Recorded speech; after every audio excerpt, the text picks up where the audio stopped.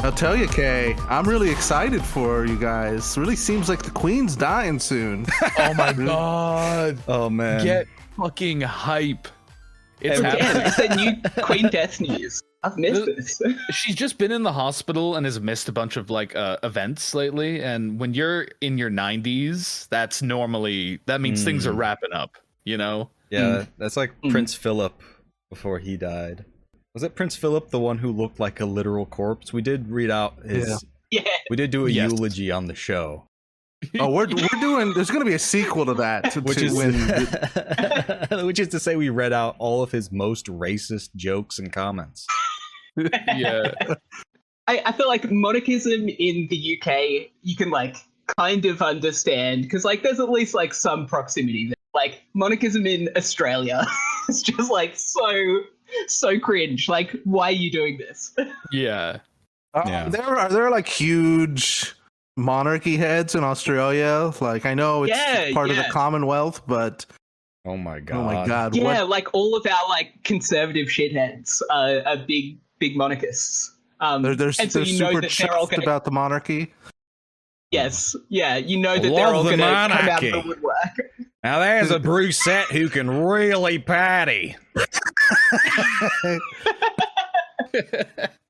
Oh man, yeah. So it's just going to be wall-to-wall fawning royal coverage if the Queen dies. Oh That's my gonna be god! great. In the United States, well, it's not a fantasy Disney wedding, so no one will give a shit. I don't think. People Yeah, it's will- crazy how much the royal wedding took off in like Canada and the US and shit. What was that about? Listen, every person here is mentally about 12 years old. Reese, you can confirm this too, right? It's 12 is mature. Yeah. Yeah. Me and Reese, we're 12. They're 9 Yeah. years old. Yeah. They think they're like, ooh, princess wedding. That will be me one day. They're all addicted to Disney. It's like heroin for them. Pretty much. It's like Yeah. Disney in Florida is like heroin for other people in Florida. The two drugs. Pretty much. Yeah. Man, getting off to a rip-roaring start. Oh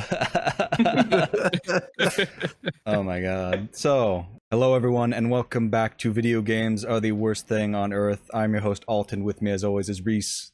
Hello. And Kay. And Kay. Oh fuck! Sorry, Oh my I didn't. god. My mic didn't pick up. We fucked it already. I said something, it just didn't go. Oh. And joining us once again is our lovely friend David, aka Colestia. How are you doing, David? Hello, everyone. Doing very well. We're here today to talk about a video game, which is a shocking concept. I know for the last couple episodes we've mostly just been talking about drugs and why they're good and why you should do them. Do them. Yeah, do them. But today we are going to be talking about, I think this is your latest game. Is it your latest game? A Hand with Many Fingers. Yeah, there's I put out another short game since then, but this is latest okay. full length, full experience. Interesting. A board game.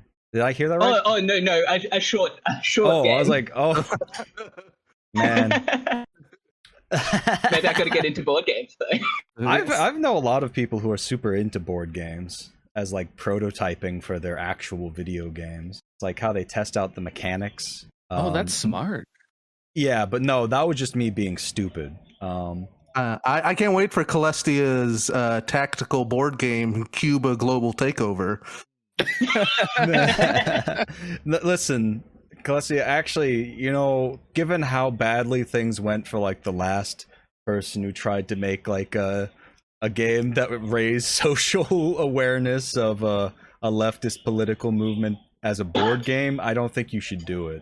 Oh, which one are you talking about? Monopoly. Like literally the person who made Monopoly was like a Georgist, which is like a kind of American utopian socialist. Yeah. Who made a game called Landlords, which was like originally anti-capitalist. It was like, there are two different types of rules. There's the competition rules and like the cooperation rules. And surprise, surprise, they like stole her concept for the board game. Actually, I'm pretty sure Milton Bradley bought the rights to the game for like $500 because she was like, "Oh, this is so great! So many people are going to learn about Georgism from this game." And then they just like, they did sell it, but like they were selling Monopoly too. Ugh. The whole history, like many people have talked about it on podcasts where they don't just say stupid things. Wouldn't be caught dead. Yeah, I wouldn't recommend that path particularly, just because of the history of it. Making a socialist board game, it's gonna, you get in the time machine and like 50 years later, it's like, this is our most popular capitalist board game. Yeah. It's called Imperialism. We love it. It's true. Imperialism, the best bit. Yeah. I mean, we can get into talking about that actually. Like one of the things that many people have brought up is how, especially for like 4X games and like strategy games, a lot of the core mechanics of a lot of games are very, very colonialist and imperialist. I mean, some of them even pretty much just call their game like imperialism. Yeah.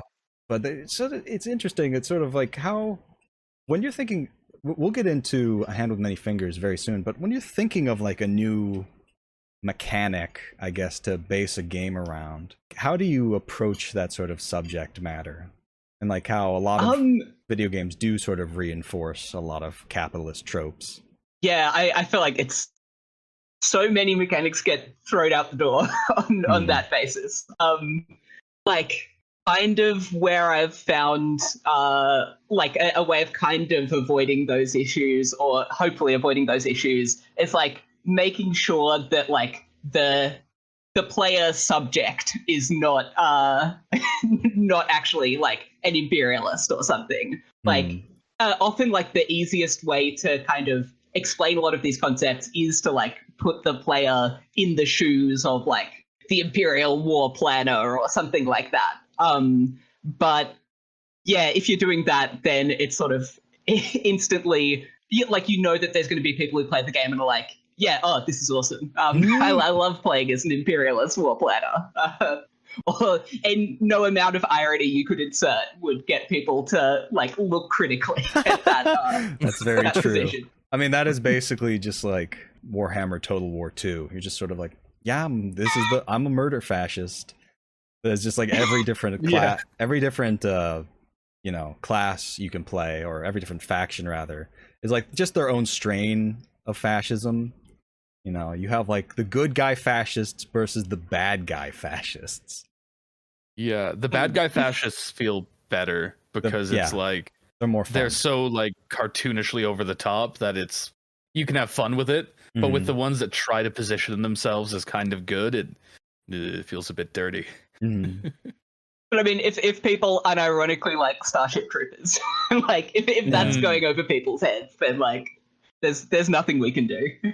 The state of media literacy, not so good. No, not so good. Terrible. Yeah, bringing in some contemporary stuff. Like, I mean, I think I've seen at least 2 articles that have been like, the director of the Squid Game says that it's about capitalism, but actually here's why it's about communism.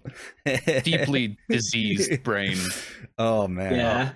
Yeah. I love a good satire. I love Starship Troopers, etc. But I do think we're getting to the point where there are so many satires about capitalism that people don't get. That I think a couple of just like straight out like communist stories are so much fresher these days, and another just we're like, there's a lesson here that, and then people are just binging things because that's what they do. They don't care. Yeah, like when Squid Game came out, I remember thinking, this is so over the top heavy handed, and then like clockwork articles misunderstanding it started coming out. It was like, all right, well, fuck me. I guess that doesn't exist. You can't be too heavy handed. Yeah. Subtlety seems to have died somewhere. Don't need it anymore. It's not dead, it just nobody can. It's a ghost because nobody can see it and nobody realizes it's there. Yeah.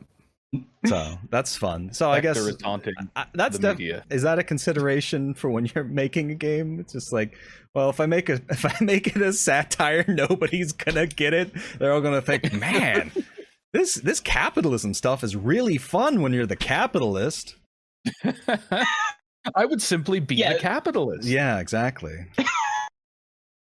Yeah, absolutely. And I feel like some of my earlier games definitely like lean into that sort of satire mode more because it's sort of a very effective way of like conveying stuff about like the systems of capitalism. Like it's much easier to kind of like represent that in a satirical way than, I don't know, do some kind of ground up critique of it. But yeah, I think you know that it's going to go over a lot of people's heads and probably not have the kind of political impact that I want my games to have. Yeah.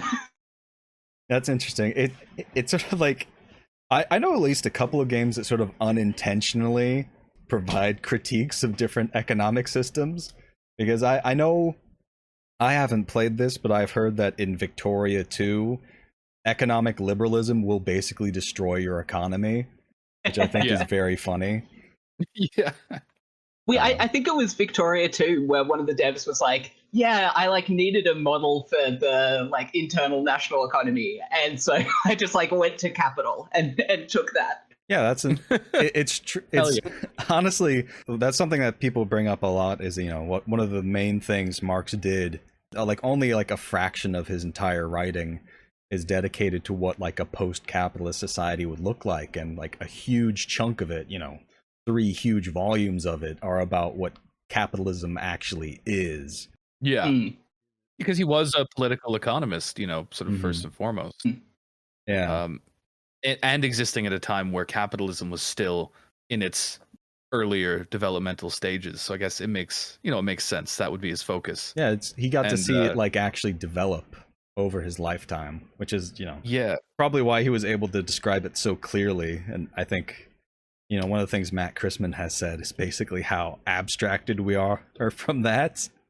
Yeah, I have to wonder if that is a result of how much work Marx did on capitalism, where in the capitalist world, we're kind of denied even like a accurate definition of capitalism. Yeah. Like it has to be abstracted and turned into this 100%. bizarro version of itself. 100%. These people like so many of them that have like nothing to do, like they're not capitalists at all. They're just random people. What they believe capitalism to be is just like this. Capitalism is when good things happen. What we have is corporatism, or actually, this is communism. I know so many fucking dummies that think that, and it's communism because Joe Biden is president now. That's right. So. Yeah. Oh, pain. So much pain. But yeah, it's like accurately describing capitalism now necessarily ends up making arguments that Marx has made. So even like just describing capitalism now is communist, pretty much in the eyes of a lot of people. Yeah. I feel like economists have a lot of blame to take for that. Yeah. Round them up. Like, I mean, like, yeah. After Marx, there were just a whole bunch of economists who were kind of like, yeah, so Marx has all this stuff about like labor and surplus value and all that kind of stuff, but no, that's not economics. Economics is the relation between different prices and measuring numbers and seeing how to make the numbers go up. Yeah, one of my favorite things from Dr. Richard Wolff is when he was describing like I think it's called marginal utility, of like how much, if you give money to somebody, like how much utility is $100 worth to like a poor person versus a rich person. And he's just like, one of the rules is of economics is you can't compare marginal utilities between two people. And just like, yeah, why not? And they're just like, if you do, you realize that it makes no sense to make rich people richer, because overall the economy like benefits way more from that money being in the hands of somebody who's going to like spend it on necessities. Yeah. And like actually circulating that money through the economy than somebody who's just gonna sit on it like a fucking dragon, like smog. I think that's a great definition of sort of modern bourgeois academic or economics, not academics, but also maybe is it all of these principles that are kind of in isolation do have some sense to them, but you are not allowed to cross-reference them with each other. Yeah, because then you end up looking like Karl Marx. You get a big bushy beard. You speak German. I mean, economics was created by basically sucking all of the like critical analysis out of political economy. Yeah, there's a reason it's economics, not political economy. Yeah, which exactly. It's very funny because another thing that Richard Wolff says is that they have different departments for business and economics. Oh yeah, it's like they basically train economists to be like cheerleaders for capitalism, and then like business like, okay, here's how the economy actually works. Yeah, and here's how to be the villain in this story. Here's how to game it. Yeah, every business major I've met has been a dead-eyed psychopath who needs to be locked up immediately. Everyone, the whole like STEM versus arts degree is a false dichotomy. Everyone is united against the business majors. Yes, absolutely. That's One true. true foe. They are demons. Lock them up. Lock them up. All right, no, we gotten way off topic. So yeah, sorry, what were we talking about? I think we're talking about a game. Hand with many fingers. Yeah, tell us about how did you come up with this game? It started, I think, in general, I wanted to make a game about conspiracies and a kind of like conspiracy thriller style game. And I think like one of the first things I realized was like, if I'm making that kind of game, I've got to have the like corkboard and twine. You got to be able to connect all the dots and have that kind of experience. And like the actual like subject matter. For those who don't know, what is the game about? Yeah, so it's a kind of like true crime conspiracy investigation game where you're looking into this real bank that was operating in Sydney, Australia in the 1970s, and had various CIA connections. So yeah, you're like a researcher in an archive who's sort of delving through files and following different leads and slowly uncovering this bigger conspiracy. Right. And so, like you said, it's actually based on like a real conspiracy. Which I think one of the things I've noticed is that I've seen quite a few people talking about this game, and I've seen a couple of people who are not do not have the leftist brain poisoning, who are just like, wow, this is a real thing that happened. And it's just sort of like to me like the revelation that like the CIA is behind it is just like just like at this point I'm so numb to it. I'm just like, of course it's the fucking CIA. Who else would do it? And like it's just very funny. It was very funny seeing like these regular gamers who were just like, it's such a unique twist that this is about a real thing that happened. Yeah. Well, that's what I kind of loved about it, is that it has that. I've played a lot of Colestia's games, and there seems to be the true crime games and the the political education games, and this is like a mirror, a melding of both, because the education you're getting is that the CIA is a dark force that influences all of our lives, and it's very engaging, and I kind of like how you included those conspiracy thriller bits by like when you're going down and searching the archive. There's just like you hear noises and you feel like you're being like surveilled the entire time. So it gets you really invested in that idea at the same time as you're going through all this. I absolutely love those kinds of elements of like conspiracy thriller movies and that kind of thing. Like like all of the like AJ Pakula conspiracy films, like All the President's Men and Parallax View and a bunch of others. I think that's one thing they do so well is like the camera will like linger on this character who's like not central to the scene, or it'll like linger on this like random object in the room or something like that, and just kind of build up this general sense that like nothing in this environment can be trusted. Who knows like what machinations are going on behind the scenes, and that was kind of the feel I wanted to get with all of those like little spooky moments. the window where that's just like there's something just like mildly suspicious going on the entire time. They're just like everyone could see me. I feel like I feel like I do this every time I bring you on, and I'm very sorry about this because I always want to just be like, you should add this, you should do this, what if you do this? It's such a stupid thing to do, but I can't help myself. Yeah, go for it. Really, I feel like, have you ever seen that meme that's like the CIA award for excellence in journalism? Oh yeah. And it's just a bullet. I feel like the game should have just ended with you getting shot in the head and getting that achievement. I kind of felt like it might have ended with something like that. Oh my god.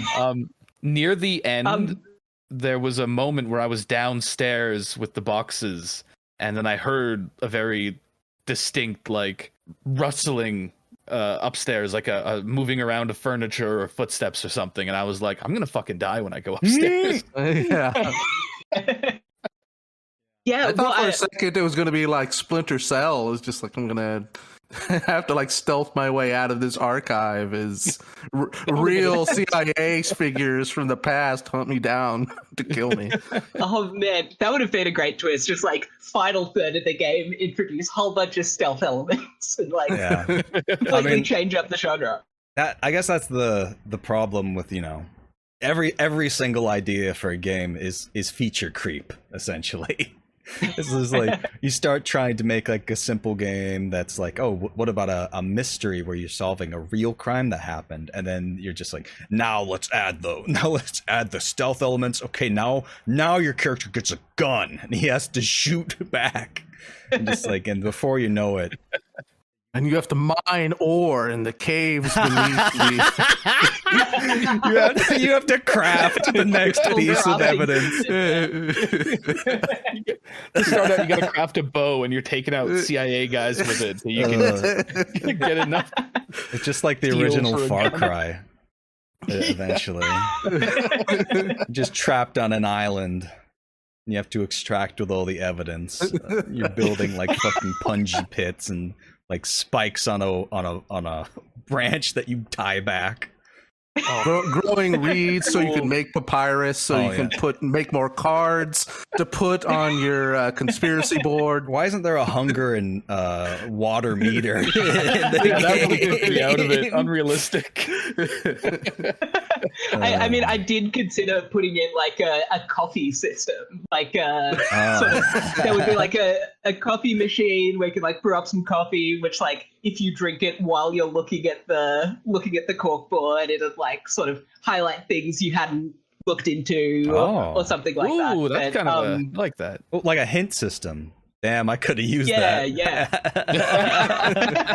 I was like, I managed to beat it, but I did get stuck halfway through and had to look up a little hint, and then I was like, okay, and then I was able to finish it. So I could have used the coffee tip system. I played through it again like just before getting on the podcast here, and like, some of those puzzles are not very easy. I was struggling as well. I just played it earlier today for the first time, and really, I had a really good time with it because I've been. Okay, was like I had no trouble. I got through it in 30 minutes. My co-hosts are idiots. It's just that right now I'm doing a history degree, and I feel it felt very familiar, I guess, going through documents and noticing sort of names appearing in different places and being like, oh, that fucking piece of shit was over there too. Okay. And I mean, archive work, of course, is very directly connected to historical research. Right. And I just finished an essay yesterday, and it just felt like a really natural continuity of that kind of thing, and it was really enjoyable to do it for pleasure rather than business, I guess. And so, yeah, Kay, you must have had like spooky archive experiences as well, then, because I felt they're creepy places. Like, I remember doing research at uni, and just like it's like you're the only person in the building, but then the automatic lights flick on in a different part of the archive, and yeah, spooky places. Yeah, anywhere with a lot of documents feels like you're going to be shot for seeing something you shouldn't at any minute if you open the wrong box or something. I don't know. I don't like it. I mean, I was initially spooked by the basement area, but eventually I was just like, man, this humming is very nice. I'm gonna take a nap in the corner couch. Oh man, see, I turned off the music at one point, and then I found just sort of the silence and the hum of the place to be too much. I had to turn the music back on. I literally had the opposite experience. I was like, this music is fucking insufferable. Turn it off.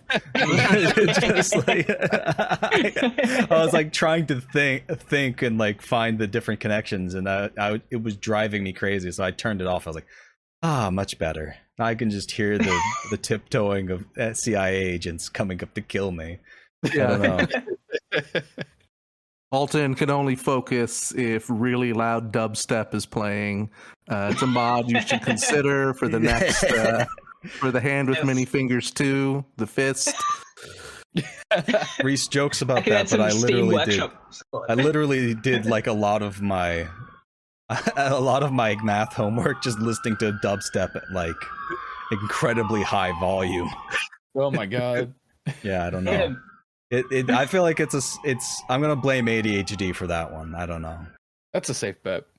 So this has kind of been like, I don't know. I mean, Witch in the City, I think is still my favorite, just because I really like the setting.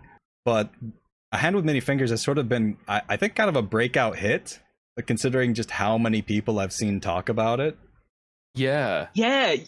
I think like so much of that is thanks to Chris Franklin, Errant Signal, because yeah, they did a video on it, and sort of like maybe like 6 months or so after it released, and that kind of gave the whole thing an entire second life, which has been incredible. That's awesome. I've got very distracted by you saying Second Life and just images of people like grotesque avatars showed up. Oh my god. Oh no. Second Life port of Hand with Many Fingers.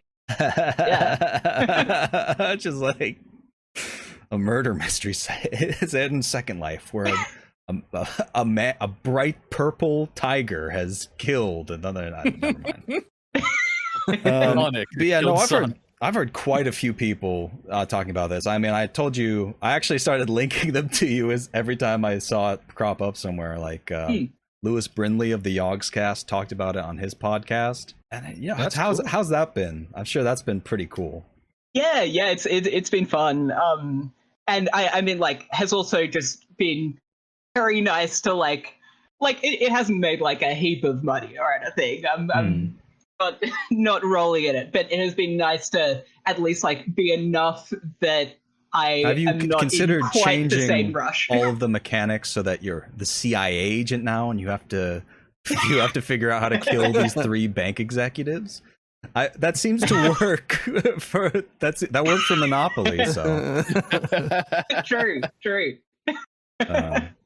But yeah, it has been very nice to like not have quite the same like manic rush to make my next game. Because I feel like, yeah, if Hand with Many Fingers hadn't done as well, there would probably be a very half-baked game out by now. Oh, that's good that you're able to spend more time and energy on your next project. I'm curious, like, given the success of A Hand with Many Fingers, I feel like people are thirsty for these detective games. You know, you've got like Return of the Obra Dinn. I think, from what I understand, is in a very similar vein. You've got Outer Wilds. You know, this sort of detective game That's what I've seen other people compare A Hand with Many Fingers to. I haven't played either of them, but I do have the Outer Wilds, so eventually. Play that. Gotta play Outer Wilds. Yeah, amazing. Is there any plans for a sequel? Because there's like a million fucking things the CIA has done that you could do. You're not hurting for material. Yeah. You got MK Ultra. You've got like the assassination of JFK. You could do the big ones. 9/11 that they did. 9/11. You should do like I could Ace Attorney, like visual novel, just taking down the CIA's role in 9/11. Yeah. George W. Bush visual novel. Yeah. Oh my god. If you play our cards right, you can date Dick Cheney. Oh my goodness. Gonna need the decensoring patch for that one. Yeah. Gotta find it. But yeah, well, any plans for a sequel, I guess? Yeah, I've thought about it. I think probably not for the next game, or at least that's not my plans at the moment. Right. I feel like, and because like this kind of came up in the development of this game as well, that like kind of didn't want to do a conspiracy that was fairly like well trodden. I guess that's true. Because then people don't. I think one of the things that people liked about it is that they didn't realize it was a real conspiracy until like I guess halfway through the game. Yeah.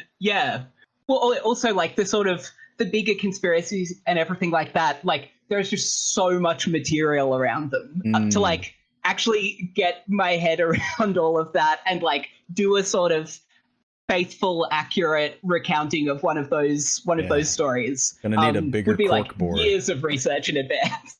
Yeah.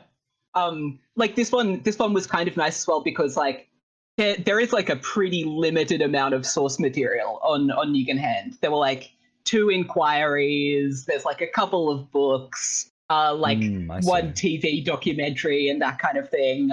So it was like a feasible amount of stuff for me to like read/watch like pretty much all of the publicly available material. So A Hand with Many Fingers to Jeffrey Epstein's Island, not coming anytime soon. That would take a while. That would be incredible though.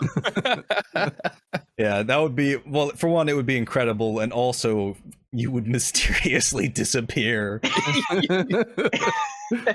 Yes, my greatest unreleased game. Yeah. Yeah. Then you would get the CIA award for excellence in journalism. Yeah, it would be like that one document in the game, right? Self-inflicted gunshot wound from like a fucking long rifle with like 37 rounds or something. Yeah. It's pretty incredible. I mean, I guess spoilers, but you still have to figure out like all the clues, so that's the main gameplay loop. Is that it's like 3 of like the 4 bankers disappeared and like were found dead? Well, one found dead, one disappeared to the Philippines shortly after the public inquiry was announced. I don't think I mentioned this in the game because like that's the game really does kind of like scratch the surface of a lot of the stuff. But that guy, he was like ferried out of the country by Thomas Clines, who's like one of the most like spooked up figures in 20th century, like involved in the anti-Castro stuff, involved in like secret war in Laos, involved in Iran-Contra. Jeez. It ticks all the boxes. And that's who you'd be playing as in like the inverse world version of this game. Yes, yeah. Then the other figure, Michael Hand, he also made it out of the country and turned up in training like the Contras in Nicaragua for a while. And then running his own like military consultancy firm for a while. This is typically, when I think of a banking executive, I definitely think about like a fucking like ex-special forces fucking guerrilla warfare expert. That, totally normal. Totally normal C-level executive. Yeah. I hope that this will prompt some people to maybe look into these events or some of these people a little further, because I know that I was definitely afterwards really curious and wanting to learn more. Mm. I like a Yeah, game I've that had prompts people to maybe keep thinking about it after and look into things themselves. I hope people ask themselves, what's the CIA up to these days if Yeah, they're doing totally. stuff? Yeah. Oh, haven't you heard? They're Back good then. now. They're great. Yeah. They don't do They're woke anything now. bad. No, yeah, I loved it when they made WandaVision. They're good. Actually, Reese, they're responsible for the entirety of this Marvel Cinematic Universe. Yeah, no, they're super chill. Not anything bad. Just watch their great trailer where they talk about how they're woke now and they have imposter syndrome and anxiety and Havana Syndrome apparently too. Oh yeah. What if you made a game where you just went around zapping CIA agents with a Havana Syndrome gun? That is an idea. That is an idea. Fuck. That would rule. Yeah, I think you could just make like a straight up Doom clone, just like Havana Syndrome.wad. Oh fuck. But I mean, yeah, it is interesting, sort of like, yeah, comparing what happens today versus what's like depicted in the game. Because like it is kind of anachronistic now, a lot of the stuff that a bank like Nugenhand actually did, because it's like this was a time when like it was extremely difficult to just like do international transactions and like transfer money internationally and that kind of thing. Whereas it's like now there's infinite possibilities for that kind of work. Right. And so you don't necessarily need a bank like Nugenhand today. Of course, has taken on other forms and other shady endeavors, but like that's kind of like one of the last gasps of like that era of the CIA. Right. I'm just curious, what is the new game that you made? Because I checked your itch.io page, and the latest one was Hand with Many Fingers on there. Oh yeah. The new game is just it's a short one that was included in the Indiepocalypse bundle. Okay. Yeah, it was commissioned for I've forgotten the number of the issue, but yeah, it's just kind of like a nice chill little socialist utopian thing where you're just like walking around a little city block and talking to people and getting ready to watch a space launch. Yeah, very very chill and relaxing compared with. Yeah, I guess I'll have to check that out because I have not played that one yet. The question here is, what game is coming in the Colestia pipeline? What can we look forward to? Will it involve giving CIA agents Havana Syndrome? It might now. Will it be like a Frogger-esque game where the journalist has to go across like the street, but there are CIA bullets just coming on both sides to get to the evidence? Oh, that is great. Well, yeah, like I've been. The short answer is like I still don't really know. Like Okay. I've had sort of quite a few like different prototypes and concepts, none of which have like really caught my attention so far. But so like one I was working on for a bit was kind of like an immersive first person immersive sim type thing where you are playing as a CIA type agent orchestrating a coup in global South country. Interesting. But yeah, that one I found, really fell into the issues we were talking about at the start of the podcast of like putting the player in kind of the position of doing the evil imperialism. And it's like just kind of by virtue of doing that, I feel like you kind of make those types of characters somewhat sympathetic, and I don't want to do that at all. So might return to that from another direction. You have to acknowledge that sometimes the CIA agents have imposter syndrome. You know, they're human. They're people too. They have anxiety. They all have anxiety. Imposter syndrome. They fucking murder children in South America. Just like us. Just like us. We all do this. Yeah. They play board games. They vote for Elizabeth Warren. They're human. Just like us. Yeah, just like us. Well, I'm very curious about the development from you, Colestia, where you basically decommissioned your Patreon you've ended the grift, which is a betrayal towards us. But yeah, you're blowing up our spot. Yeah, I when I went through the credits of the game, I was like, hell yeah, there's V got Twitter. You managed to get our stupid video game podcast in your game. It's like, yeah. Oh, I didn't even know that. Yeah, oh, shit. If you look at the credits. Yeah. But you can see ruled. V got Twitter. Hell yeah. Yeah, mostly decommissioned the Patreon just because, like, I found I couldn't keep up with, like, a regular update schedule in a way doesn't that, stop like, us. felt worth the money. Oh, I mean, like, compared to you folks, my Patreon pace was, like, absolutely glacial. Yeah, couldn't keep up with a regular pace of updates, and I felt like the games I'm now developing, like, kind of don't lend themselves as well to the format of, like, Patreon game development, because I feel like that sort of format works really well with, like, the type of game where you're, like, actively seeking sort of feedback and playtesting and that sort of thing at, like, every stage. Like, if I was making, like, a little strategy game or something, the 0.01 version of the game, I want people to play and test and give feedback on. It's like the games I'm making now, like Hand with Many Fingers, it's like 2 hours, you probably only play through it once, and you get pretty much everything out of it. Right. And so, like, doesn't quite work as well with... Yeah. Oh, you go. Oh, no, I was just going to interrupt with being dumb. I think you should continue.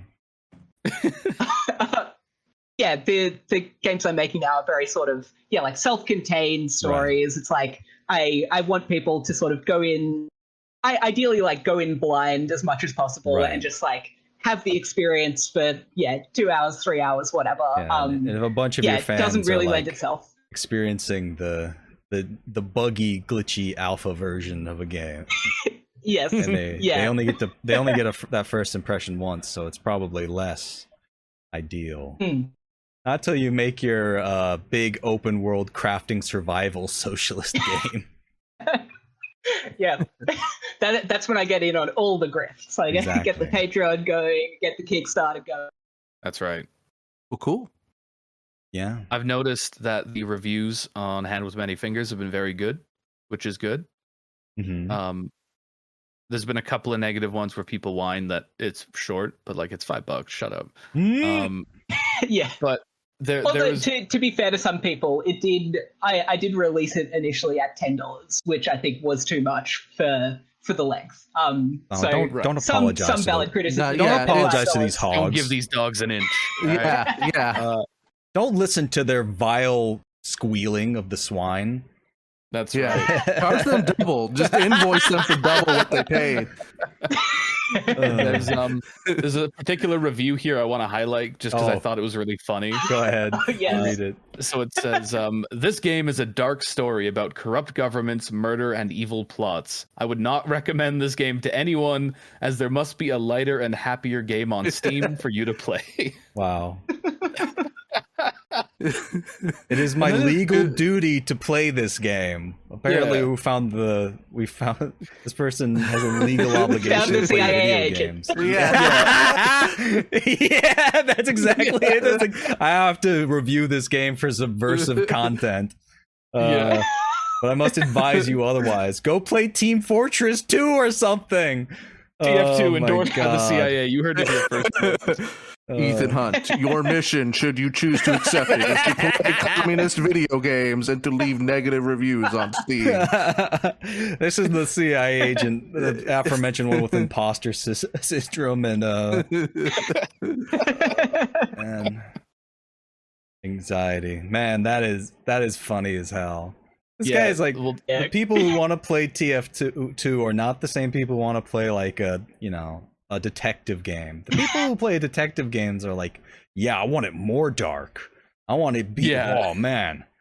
I just love being like, this game's a bummer. I'm kind of like that too. I would think the best ending for this game would be being killed by the CIA, because I'm like, that would just like hit like a freight train, you know what I'm saying? Yeah, that would be good, because like you get it's so dark. Spooked, yeah, know? Exactly. So to speak. You get spooked. Yeah, I guess like spoilers, but like about the ending. Like I did consider that as the ending in earlier stages of development. Like you getting killed. I also had a version where like you come back upstairs and you find that like all of the information has been taken off the corkboard. And it's just like completely blank. Kind of settled on the like not the assassination, because like there's a surprising number of conspiracy films that end with the main character getting killed. Yeah. Like yeah, that's true. The cliches. Plus, it leaves room for a sequel. This would be very, I'm looking forward to it. Yeah, it's the same CIA agent. It's continuity. I've got an idea for a game. All right, so you're a socialist, right? And you're working the night shift at a entertainment facility, and every night, like, these animatronic CIA agents come to life. You gotta push on these buttons to close the doors, but you only have so much energy to close the doors. Five Nights at Freddy's. There we go. Oh, that's gold.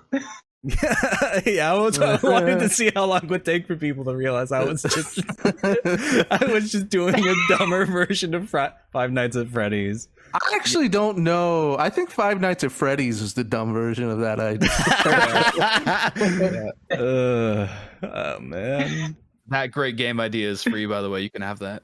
Yeah, just there's the Frogger journalist game. There was another game I can't remember, and then there's that one. Yeah. The Havana Syndrome. The Havana That's Syndrome. Where you go around the Doom clone, where you just blast CIA agents with the Havana Syndrome. Yeah, you play as Castro. You got your beam Oh gun. my god. If I don't make that, someone listening to this podcast right now, make that. You should. Yeah. One of our listeners, get on that. I was just like, imagine the fucking game where, like, have you ever heard about like all the insane assassination attempts on Fidel Castro? They just and they like put like an explosive in his cigar, you know? Yeah. I think exploding clams was another one. Oh Jesus Christ! Yeah, there's got to be something there. It's just like fucking spy versus spy ass like game. Yeah, just loads of fucking coked up, like fucking 60s CIA guys just going crazy. It's like the Incredible Machine, where you have to come up with this insane device to try and kill Castro, and the twist is he survives every single time. The best one of those is the CIA informant that was sent to kill Castro and ended up sleeping with him instead. Oh yeah, fucking a pimp, just a exactly, solid gold pimp. Yeah, incredible. He's too handsome and wonderful to kill, CIA. Sorry. So I just have a couple more questions. We're getting close to an hour now, so we probably want to wrap things up soon. But I just wanted to know, what is, like, it's been a while since we've had a chance to hang out, so I really want to know what you've been playing recently, and like, what was your favorite game of 2020 and 2021 so far? I think favorite game of 2020 would be between The Outer Wilds and Pathologic 2. Big fan of Pathologic 2. Oh yeah, they got the sequel to the strange Russian game. Yeah. The new and updated strange Russian game. Excellent. I think that's the only game where, like, the moment I finished it, I like went and bought their art book. I went and like got every sort of developer interview I could find, just like devoured all of those. That's a brilliant game. And yeah, I guess like to my interests, I think like one of the things it did really well was kind of the kind of like trade and barter system that it has is so clever. Like it's sort of in the early stages of the game. So you it's claim to be normal. a socialist and yet you engage in bartering. Interesting. Well, that's exactly it. It does like it like has an understanding of like trade and barter that is like not just the capitalist one. Right. It's like in the early stages, you kind of like you like use money to buy stuff in shops and just like fairly standard. But like if you're trading with just like other people around the town, then you trade in like trust. And like each person will have like different objects that they're more interested in getting and less interested in getting. And so it's like a much more fluid kind of exchange system. Right. And then like as the game goes on, basically like the currency kind of collapses. And so like you start having to use like ration tokens that are provided by the town to trade for things. And the money kind of becomes useless as the like disaster escalates. Right. Yeah, just really clever sort of integration of like different ideas around trade and barter actually into like the core mechanics of. Yeah, I'm looking forward to experiencing that, not in the game, but just in real life in like 20 years. Yeah. Yes, yeah. Good practice. Like it was such a like perfectly timed game as well, because that was like I think it came out late 2019 or early 2020. And it's all about a plague coming and people being quarantined, and like face masks are like a really important item in the game. Well, Yeah. that's unrealistic because if it was realistic, nobody would wear them. Just cough in each other's faces. That's right. True.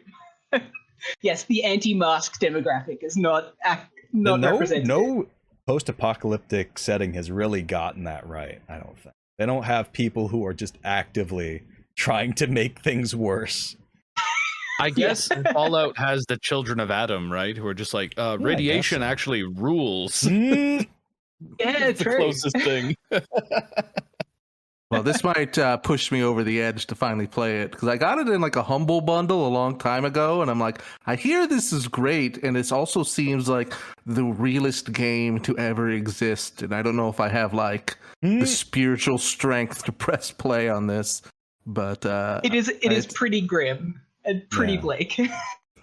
Yeah, I own it, and I haven't played it either for similar reasons. I don't own it because I know what kind of slop I like. I like filling my piggy trough with the action RPGs. just guzzling on just the loot, turning my brain off. In Pathologic 2, can you put gems into your swords for better stats? Yeah, that's important. Yeah. I think in Pathologic 2, there's one gun that you can buy in like the first couple of days, and if you don't, it just disappears. Damn. You gotta get that gun. Can you form runes to form rune words like Suka Bliet? Gives you like a set bonus to like your walk and run speed. That's just the same joke over again. I thought I'd just drive it into the ground. just edit out mine. Just edit out my joke.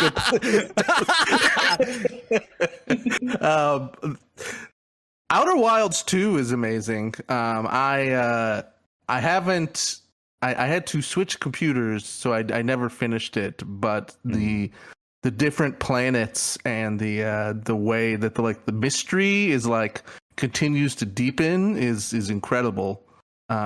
And that is something I really respect in games and just media in general now, that they're able to create just like keep the tension going, not just with the plot, but just like by controlling what you know and don't know, and that sense of discovery being an element. That's something that was great in The Hand with Many Fingers, is that you're discovering as the process goes on, and that's super engaging. So I don't know, was that an influence or just a happy coincidence? Or I don't know, what do you think of the Outer Wilds without spoiling the big twists?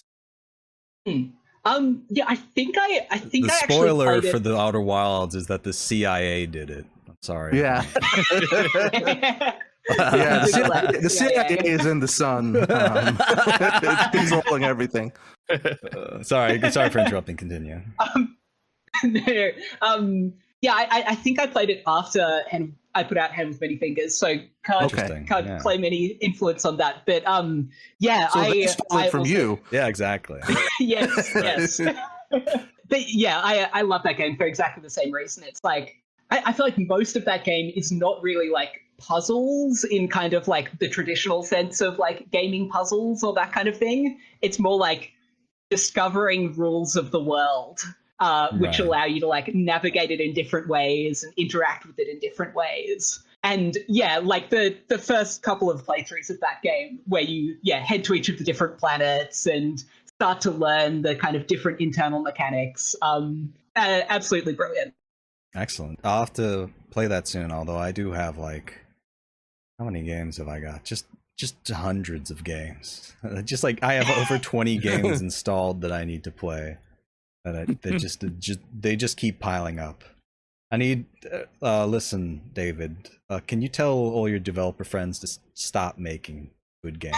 I need slow it down. Yeah, slow it down. I think game development moratorium for the next 5 years. Yeah, listen, I have like 20-ish new games I need to play, and I also need to replay Morrowind again. So you got to do that. Extra buffer time for that. So let's see. We're at an hour and 6 minutes. We could wrap things up now, or we can talk about the anti-Colestia video game. Let's talk about the anti-Colestia video game. Okay, sure. A little bit more. Good. All right. So this is from Wired. Billionaires see VR as a way to avoid radical social change.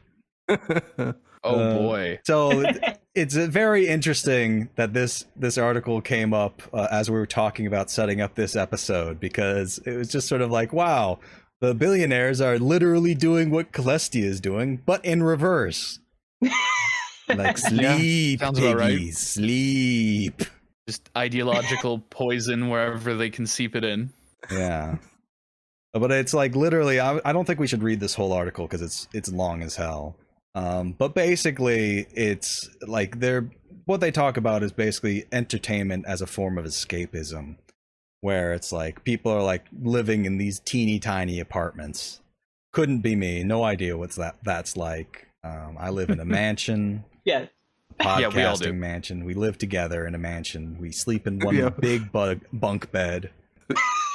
That's where all the Patreon bucks go. Exactly. It's to keep the bed clean. Because Reese gets a lot really of crumbs expensive. on it. He's eating in bed all the time. I don't apologize. It's who I am. I have imposter syndrome. I have anxiety, and I love to eat blueberry muffins on the top bunk.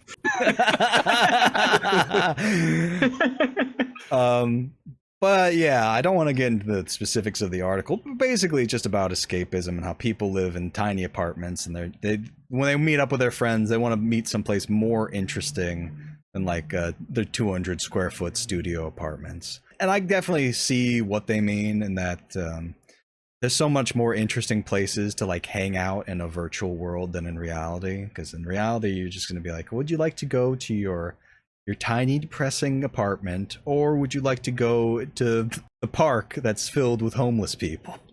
I think it's very telling, though, that they don't really have a great grasp of what people who aren't billionaires would actually want out of a good experience. They're like, oh, what people really want is to have like a sweaty, stinky headset strapped to their head for an entire hangout. It's the same vibe as like, you buying a dog a toy and being like, the dog will think it's an octopus. Oh, that's wonderful. Like, I don't know. They do see us as the mental equivalent of dogs, so it's very appropriate. Yeah. I'm just wondering what your had enough. take on this, Colestia. What do you think of the Facebook lizard? I forgot his name. No, is that we Zuck all got with it. a mustache? Ew, no. Oh, I think it might be a shadow. Yeah. It looks like a mustache. Never mind. All right, he hasn't does look totally like a lost. What's his name again? I literally just blanking. Mark Zuckerberg. Mark Zuckerberg. Yeah. Thank you. Although you could have just called him anything, and I think that would have been better than to ask. Yeah. The lizard. Yeah. What I found kind of interesting about this is like, so like this is how they talk about VR when they're talking to poor people. It's like, yeah, it'll be a way to escape our shitty reality, and yeah, as you were saying, sitting in our tiny apartments and going to these magical virtual worlds. But like that's completely different to how they talk about VR to like middle class people. Because like with that, the whole idea is that like VR is supposed to be this like special like empathy machine where you'll be able to see the world through the eyes of someone living in like Democratic Republic of Congo or something like that, and that'll somehow give you extra insight into the world and extra care for the world's problems. I remember kind of like, that now. That's a whole other side of this. It's like those are sort of the two the two different valences of VR. It does, looking at both of them, I kind of feel like they're both just absolutely ridiculous, Like maybe the empathy one has more validity, but like the one that's like, oh yes, people will escape their shitty lives, and like, yeah, they can do that without the stinky, sweaty headset, as Reese pointed out, with regular video games. But it's sort of like, you can't escape material conditions for long. Oh yeah, the fucking video of them in the Puerto Rico flood. Jesus Christ, that was grim. Yeah, that's what I was remembering, of just being like, oh, we just. I just like imagine these like tech psychos just being like, oh, excellent, we can slurp up all of this infrastructure and turn it into empty apartments or whatever. That's what I see this as a tool as for them. Yeah. Colestia, I think that if you make a VR game, it should detect if you're a CIA agent and give you Havana Syndrome. Yeah. Just blast you with the fucking Havana microwaves. Exactly. Like I feel as though culture gets overemphasized by people with very like liberal politics. It's like they see like what is essentially an expensive toy and are just like, this will quell the rubes. No more needing to worry about a peasant uprising. Now they can play Candy Crush in 3D. Yeah. I don't know if like as insidious as it is, I feel like it's also very stupid. 100%. A lot of things. Yeah, I do.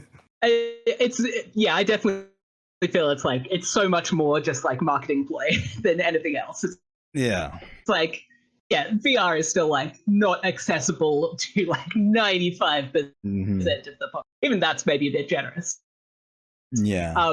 Like the sort of raw base requirements of needing a really powerful computer and before you even get into the headsets. And I guess like, how are we even going to be using VR when we're in our tiny dingy apartments and not just walking directly into walls with the headset on our face? Like smashing everything off my desk. You need some space to be able to play it in. Still. Kicking my cat like a football. It's just like, I feel like as a video game enjoyer, these are suboptimal experiences. If I want to kick my cat, it's much easier if I have my vision. Go way further. Exactly. I would just like to clarify, I do not have a cat, and I have no intention of ever being mean to them. Good. Good. And I couldn't kick Skittles if I wanted to. She's too fast. So Exactly. it's not a problem. Skittles is too powerful. Skittles would Yeah. eat you. You intended Exactly. violence to her. I would never step to her in that way. That would be the end. I guess we probably need to wrap up. We're at an hour and 15. We had one more thing just to complain about Far Cry 6, but, you know, I think we covered our bases with the billionaires doing VR, Yeah. placate social chains. Yeah. So thank you so much for joining us, David. It's been a lot of fun. Hopefully you weren't too annoyed with us constantly going, what about a video game where you eat a bunch of cheeseburgers? Is that socialist? No, thank you so yeah, no, thanks for having me back on. Like, huge fan of the pod. Does this officially make me a friend of the pod now that I've been on more than once? Oh, 100. Yeah, you are a friend of the pod. I think you've been on 3 times, actually. Amazing. Yeah, 3 times. I've been on 3 times. Yeah. Oh, damn. As I remember, we talked to you before, and then you released Witch in the City, and we talked to you a second time. Yeah, because we have 2 thumbnails, because we've got like the one where we talk about it's like how Harry Potter is a cop, and then there's the other thumbnail where we talk about how there should be this unsurprisingly my stupid idea where Karl Marx does skateboarding tricks. Fuck yeah! Oh yes. I mean, like that idea got a lot closer to reality than a lot of other ones. Like, yeah, fucking Karl Marx still have a like. skater. Oh man. Yes, yeah. I have a like half completed Karl Marx Pro Skater build still sitting on my computer. Oh my god! Turns out editing games are hard to make. Yeah. Who'd have thought? This is why I've sort of realized that. Maybe these game ideas are not good. They're very funny as a bit, but if you try to make them into a video game, it's very hard and maybe not fun. Who knows? Yeah. I mean, like it was very interesting working on that because, like, yeah, of course, I like went back to like Tony Hawk Pro Skater 2, 3, like all the classics to sort of see how they do the actual control schemes and that kind of thing, and like so many tiny details in that like make that game feel good, which like you don't notice until you are like trying to recreate that kind of feel. Like there's so many little aspects of like when you're landing out of a half pipe, it'll like slightly adjust the direction your board is facing so that it feels more natural. And yeah, so much tiny stuff like that, which turns out you actually kind of need to make a game that actually feels nice and. All right. Well, thanks everyone for listening. David, tell everyone where they can find your video games to play and have fun with. Well, yeah, Hand with Many Fingers and a couple of other ones are up on Steam. Everything, including those ones, is up on itch at colestia.itch.io. If you're going to buy them on itch because I get more money. So Gabe Newell's got to get his cut. Gabe Newell's got to get his money for his own bizarre dystopian VR venture. His bizarre venture is mostly just covering every wall in his house with knives, apparently. In New Zealand now. In New Zealand. He's building a house made of knives in New Zealand. Sorry for interrupting. Go ahead. No, I think that's pretty much it. Twitter at Colestia3. Posting very infrequently these days, but I'll hopefully pick that up once I have a more developed prototype for whatever the next. Excellent. All right. So, Reese, where can people find you on the internet? You can find me at your very good bud on Twitter. Kay, where can people find you? You can find me on Twitter, KN Skittles. You can also find my videos on YouTube under the same name, and you can find me on Twitch. I stream on the weekends. You can find me there. Yeah. Also KN Skittles. Okay, and you can find me at 8Alton8 on Twitter. or Alton Plays on YouTube, where I occasionally upload silly videos. You can find our main website at videogamesaretheworst.pinecast.co, which has all of our episodes and links to the RSS feed and stuff like that. And you can find our main Twitter at VGatoTo, where we post memes and updates on our episodes. So go and check that out. So until next time, bye. Bye. Bye. There are parallel worlds where every possibility lives. So a planet somewhere out there, their history the same as ours is written. The only difference is that everyone's a kitten. Kitty history just like ours. Kitty dinosaurs to kitties driving cars. Kitty history somewhere in quantum space. Mathematically this had to take place. Kitty world wars and kitty mass graves. Kitty colonialism and kitty slaves. It's kitty history somewhere out in the stars. Just like us, Kitty Columbus sailed until he saw land, but then quickly got off so he could poop in the sand. They formed the first kitty cities and kitty towns. Then they'd wake up at night just to run around. They had their own little kitty civil war, but found some string and forgot what they were fighting for. It's kitty history and it's just like ours. Little kitty JFK got killed by Kitty Lyndon Johnson and the CIA. Then Lyndon doubled down on Kitty Vietnam, and they bought more helicopters and kitty bombs from a company where his wife was the main stockholder, and they made a kitty fortune before the war was over. Kitty history, cuddly planet like ours.